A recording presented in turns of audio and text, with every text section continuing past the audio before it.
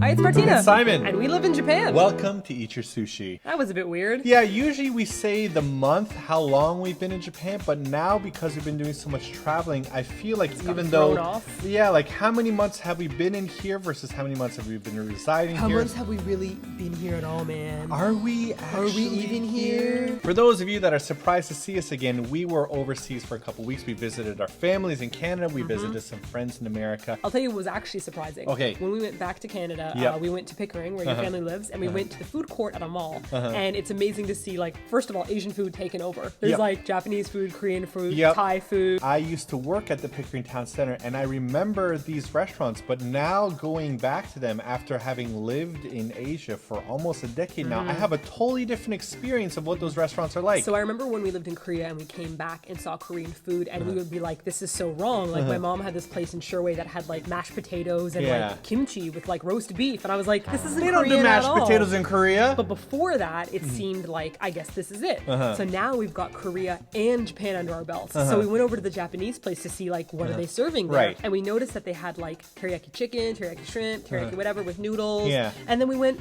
have Wait we a ever second. seen teriyaki stuff in Japan? I don't remember having anything teriyaki here. Yeah, like when you go for the chicken on the sticks, Right. they brush it in either like a salt or like their own kind of like soy saucy thing, Right. which I guess you could be like, it's teriyaki, but they never say the words like, do you want teriyaki or salt? Which kind of reminds me, like, Americanized Chinese food is nothing like Chinese food you get in China. There's no General Tso chicken in China. So I'm thinking, is there any teriyaki chicken in Japan, or is that just a westernized confabulation? Or is it just like sauce? I need to learn what this teriyaki business is. Yeah. What's the history of it? So now Korean food's ruined for us, Yeah. Japanese food's ruined for us, and to make it even worse, now that we can read it, all that like kind of mystical excitement we felt, like we got chopsticks. We ended up getting Chinese food actually. Right. They gave us Japanese chopsticks. Yes, and when we saw the chopsticks, it had like hiragana. Like, oh my god! can read this. And then I read it, and it said hashi, which just means chopsticks.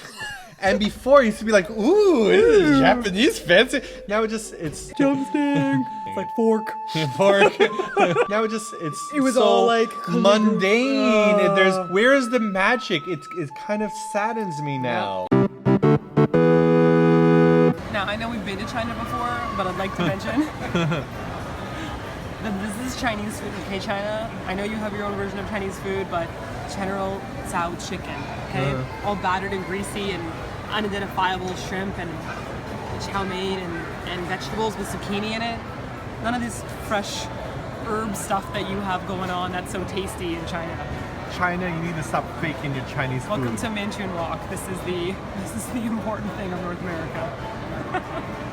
So when we landed in Toronto Airport, it was very shocking for us because it's a really huge contrast being in Japan, which is very, very homogenous with very little racial diversity. When we landed in Toronto, there are so many different kinds of people there. Languages are flying around. Exactly. I don't know what's going on. There's so many different kinds of, like, it's something that you really take for granted unless you go back to Toronto, like, oh my god, there's a good balance of people here. Yeah. One of the weird things about diversity, though, is that it kind of ruined our secret languages. So, like, when we came back from Korea originally, we felt like we could speak Korean to each other. Yep. Like, if we went to, like, a Polish neighborhood, like Starsky's or something, Yeah, we're yeah. like, no one will understand us here. But when we were hanging out downtown Toronto, we went to a restaurant, and I was like, well, if somebody looks like they're Korean, I can always switch up to, like, some Japanese. Right. But if they look Japanese, I can switch to Korean. Yeah. But the problem is, we went to this restaurant, we sat in the middle, we were totally empty, and then this couple came in, and this girl, I couldn't quite tell if she's Korean or Japanese, Yeah. and then this big table of girls come in, and some of them looked Korean and some of them looked Japanese, and then I was like, Well, well, what now- language can we speak to each other now? How And am I talk supposed to about be them. rude?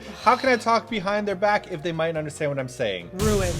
Ruined. I mean, not like we're gonna say bad things. We're just Of gonna course say not. things like, "What did they order?" or "Why would they order that?" or "That person talks talk loud." looks so awful on Oh her. my What God, was she thinking? why would- But what was really ruined for me in Canada and America was going to the washroom. I can't believe how important, after living in Korea and Japan, how important bum sprayers are. I just don't understand how I lived without them. The days, y'all. The first couple of days when I went to a bathroom in Canada, like as soon as I was done, like my hand would go down, like, oh, there's no button here for me to. Oh, I was doing the air buttons too. When I try to use regular toilet paper now, I think to myself, why am I just wiping my butt with plain dry toilet paper? Like, put yourself in this situation. If somehow you get a speck of shit on your arm. Well, where are we going with this? I don't know. Okay, for example, you stick your hand in a diaper. I don't know. Okay, bear with me. Imaginal situation here. You're on a farm. Okay, so hypothetical situation here. Imagine you're on a farm and somehow you get a turd rubbed up on your arm. You slip or something. I don't know. Just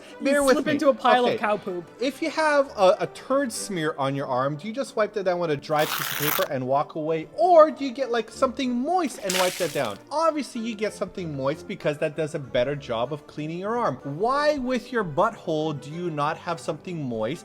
How do you walk around with little like flakes on you like the whole time? And it just feels weird. And now it's like I need to have a bum sprayer. It's like, and when I was in like Canada and America for the first couple of days, I felt like I had to walk like I just got off a horse because I just don't feel like my butt's right unless I have a butt sprayer. There are so many unnecessary visuals happening. You could just buy wet wipes. Yes. That's what we had in our house in Canada. Wet we wipes. had little wet wipes. Okay. And that was it. I just can't deal. But it feels very barbaric to use a Exactly. wet wipe when you could just press a button. And toilets sing in Japan. Look. You know, they sing a little flushy song. You don't have to worry about people. There are revolutions that are happening now in technology, in terms of like cars and whatnot. But when it comes to toilets, we are still in the dark ages when it comes to North America. Asia knows what's up. We need to step up our game. We need to catch up to Asia and start spraying our butts. We'll start a campaign, Simon. Yes. Spray your butt. Spray your butt, Simon, America. 2016. We need to wet that down.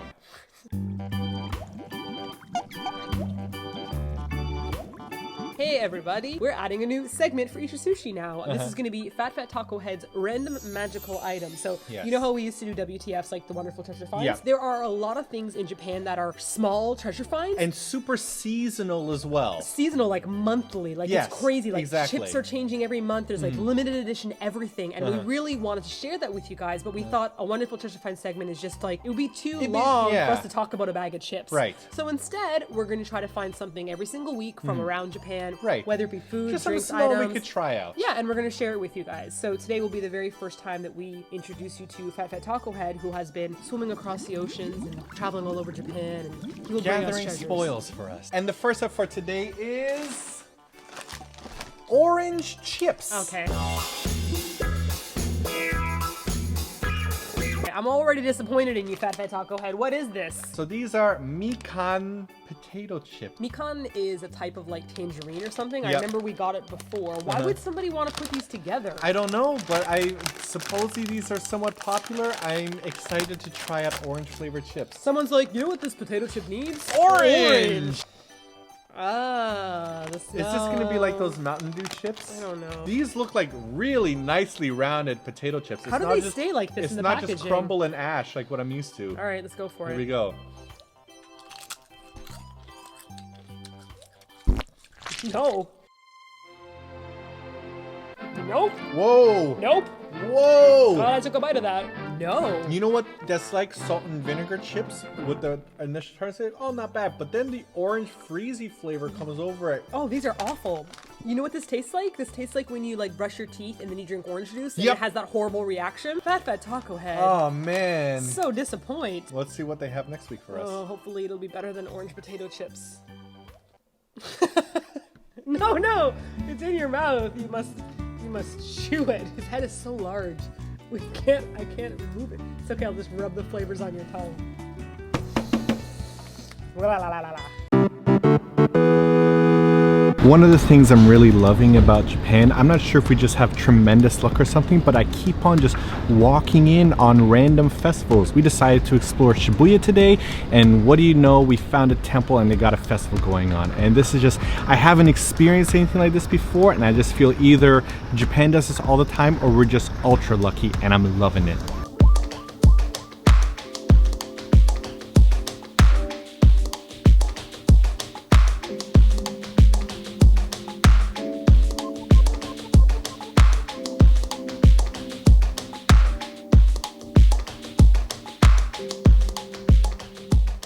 Speaking of taking a gamble with weird food, it's time for the weekly challenge!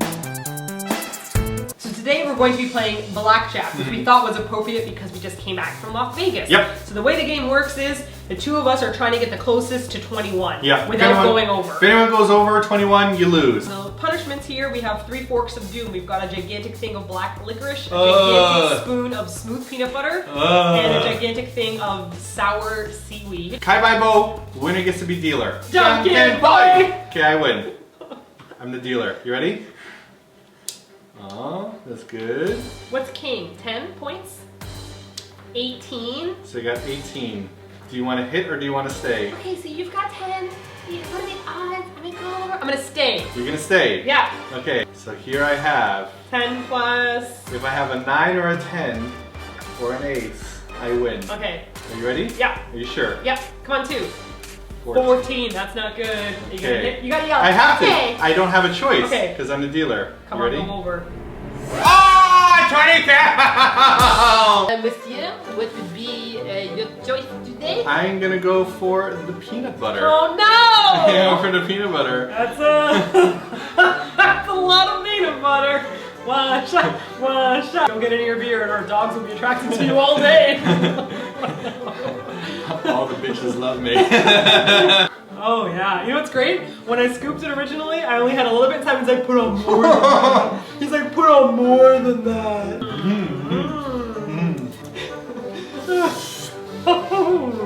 I don't want to spit everywhere. Ew, is there that? Really, just swallow it. Swallow! It's not easy. I don't want to go that easy. That's what she said. Great. Alright. That was super duper. Alright, I'm the dealer now, right? It could be 1 or 11. Okay, and you can choose? Mm-hmm. Well, I got 21, so I'm gonna stay. Go, girl. It's not, I'm staying. Okay, so I flip this one up here. You got a 3. And then I flip flip yours. this. 13. 23! You lose! I'm the winner of blackjack! If you get blackjack, the punishment is usually double. Oh, no, no, So you no. have to eat both of those. Oh, no, no, no. No, no, no, no.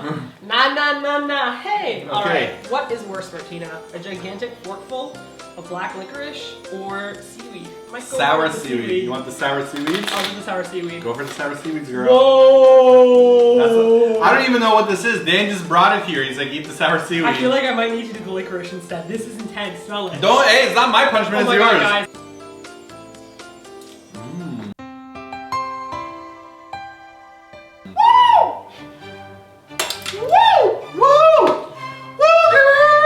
Why did you make this? Who wants it? Is it like a drink something you have with beer or something? Describe the flavor to me, girl. Oh, it's got the crunch of seaweed, Mmm. but it's got a sweet and sour like plums, and it's powdery and chewy. I made the wrong choice. I still have peanut butter in my mouth. Wow. Last hand. I am the dealer now. Yeah. Okay, here we go. That's a good start. Hit me. 16. That's tough. Uh-oh. Hit me. You're gonna hit at 16? Hit me. 22! I'm the winner! Oh yeah! Why would you hit on 16? I don't You know. don't hit on 16. I've never played it before. What did you get? 19. So you would've would've beat me anyway, I would have so won I have to anyways. hit. Oh yeah, baby girl. You know Time what? for all your licorice. That's fine. All in your mouth. Oh no. Oh yeah. Oh no, hey, come on. Look. Here you go. Northern European countries, what's it with the fascination of black licorice? It's terrible. It smells like burning tires. It tastes like... Pretty great after I ate that seaweed. It's a good combination. Luxury flavor. So are you saying this is better than the seaweed? Wow. It's like the seaweed coated my mouth in filth. And when I ate that, it tastes like gingerbread. Let's not ever use that sour seaweed again. Well, that wasn't very fun. Not at all. Feel sad. And this is why we don't gamble.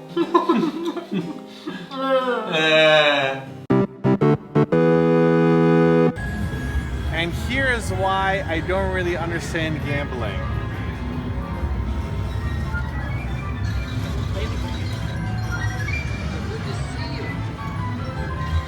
Oh, I only have, there you go, I got 70 credits.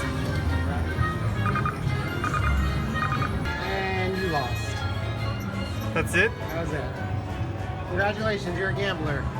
How is this fun? I don't. I'll collect my 30 cents. Oh, it just gives me, it doesn't actually give me money? I could have gotten the capsule toy in Japan. Why didn't we just buy capsule toys? We'd at least have something. They don't Instead have of just got a coupon for 30 cents. Put your 30 cents back in. I just bought a 30-cent coupon for $1. You need 35 cents to play. This is bullshit. I want my money back. It's time to answer some questions. How you feeling, girl? Feel so Question sad. number 1. So sad. So speaking of our travels, we got a question about Spudgy Memers on our Instagram from Origami98Kai, who says, a lot of people are wondering, who is pet sitting Spudgy Memers? Answer this question in the next video. I like how affirmative you are, like, answer this question in the next video. So when Martina had to go to Canada by herself, we didn't have a pet sitter at the time. But then afterwards, we wound up finding a pet sitter that we trust. They come in twice a day. We hired somebody, like a pet sitting company. She comes in, like we gave her a key to the house. They feed the animals. They walk Spudgy. They clean Memers' litter. They pet them. They kiss them. They give them massages. Not sure about those well, ones. actually, what they do. What they do What they do is they give us daily reports about how they're doing. Like, Spudgy took a walk. He made a big poo. And sometimes they'll message us, be like, Spudgy didn't poo today. Is everything okay with them? So they're very thorough and they're taking care of Spudgy. Except the problem is they become used to a schedule. So like they're not very scheduled with us. It's like we wake up. Spudgy and Memers aren't very scheduled. Yeah, with so us. like when we wake up, Spudgy and Memers wake up. That's just how it works. Yeah. But after the pet sitter comes, Spudgy and Memers are awake at like 7 going, why haven't you fed me yet? Where's my food at? This is the time for feeding. Well, we usually sleep until like 10 o'clock, and at 7 o'clock they're like, hey, this is what Spudgy's doing outside the bed. Ready?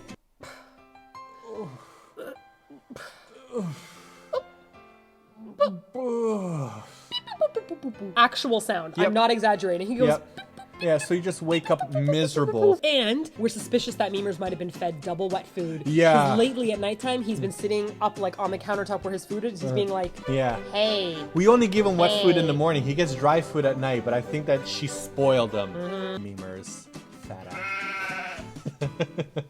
You're one to talk. The second question comes from Yumi-chan on YouTube, who says, how do you feel about always being the foreigner in Japan? It doesn't matter how long you've been in the country or how well you can speak the language. People will always see the foreigner in you first. What is your opinion on that? We actually have a strong opinion on this. We sure do. And then we fall asleep.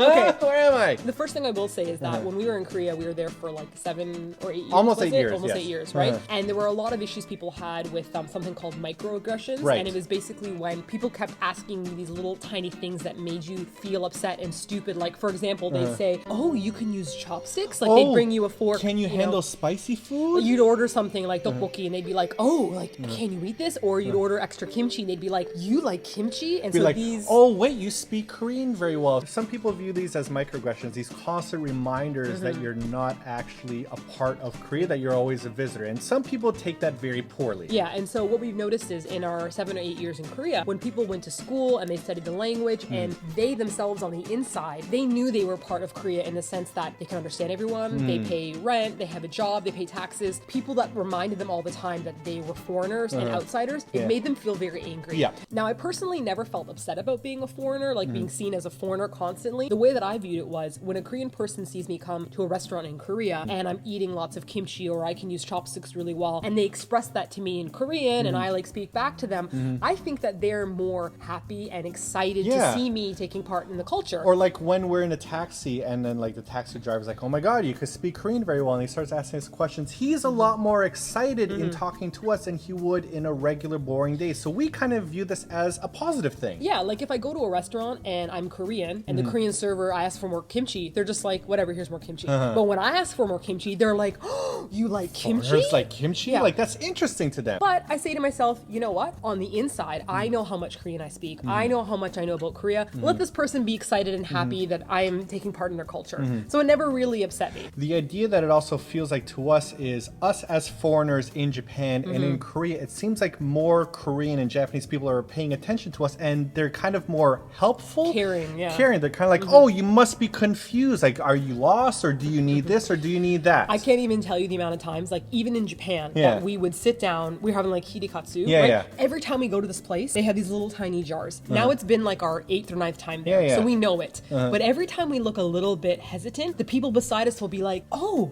that is Japanese soy sauce. Yeah. Like you can put it on your rice." Right. Why would I be upset about that? Right. That person is trying to take care of me, and they want me to have a good That's experience. a great thing. Yeah. And Right. so even though I know that already, I want them to enjoy that excitement, you know? Now, we kind of came to this conclusion when we came back to Canada recently. Like, the contrast there is very stark because now that we've been out of Canada for almost 10 years, Almost a decade. I kind of feel now in Canada, I'm a foreigner. I don't feel like I'm a part of Canada anymore. It's very defamiliarized to me now. I don't necessarily know all the things I'm supposed to do. So, for example, when I went to the supermarket, I filled up my basket with stuff, and then I went to the conveyor belt and I put it down. And then the person that was working at the cash was like, "Are you gonna empty that?" In Japan, whenever I put down the basket, then they take it out and they reshuffle it for me and they scan everything. That's what they do. Yeah. You're not supposed to touch it, right? In Canada, I have to pull everything out. Now, that's a small thing, but to the cashier, they're not like, "Oh, you're a foreigner, you might be confused, let me help you out." They can't see Yeah. that we've been out of the country Yeah. for a decade. We just look like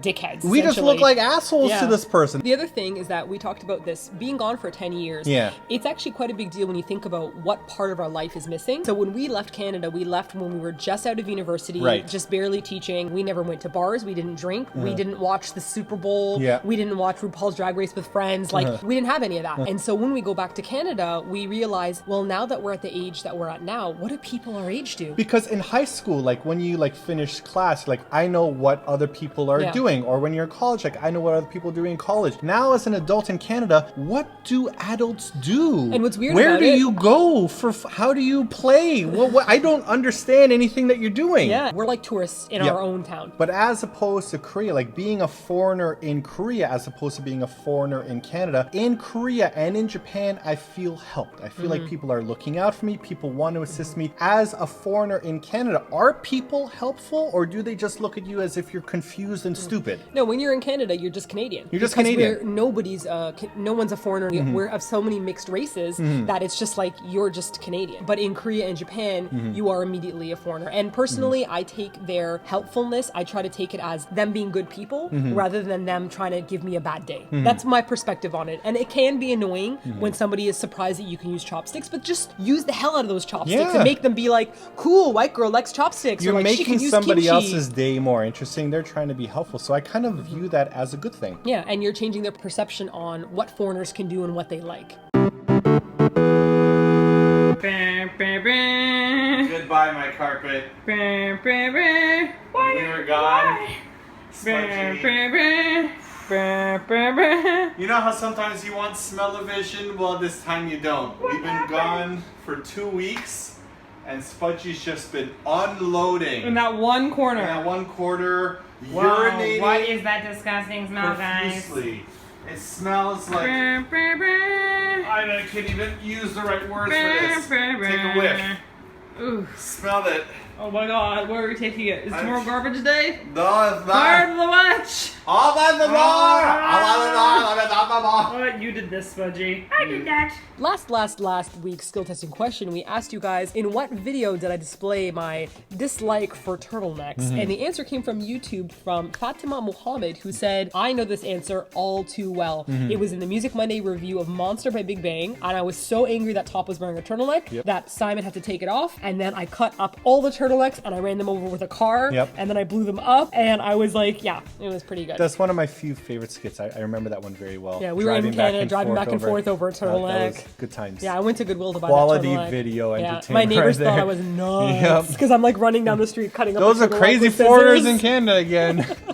No, it's just Martina. Yep. So if you are the winner, please send us an email and we will mail out your prize as soon as possible. In the spirit of those disgusting orange chips that we just had, name a video in which we had a snack that we thought that was going to be gross that was actually delicious. There are so many possible answers to this one. Indeed. I can already think of 6.